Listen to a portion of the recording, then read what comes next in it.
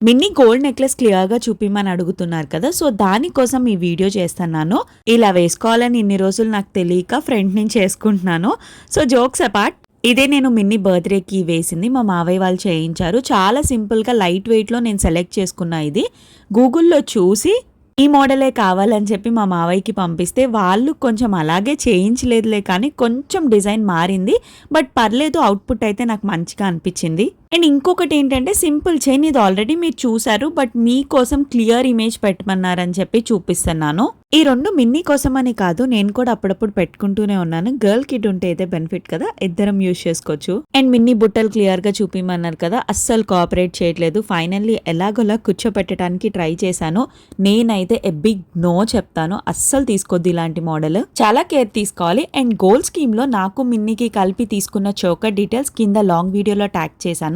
Scheme use అయిద్దని go and check it. Bye.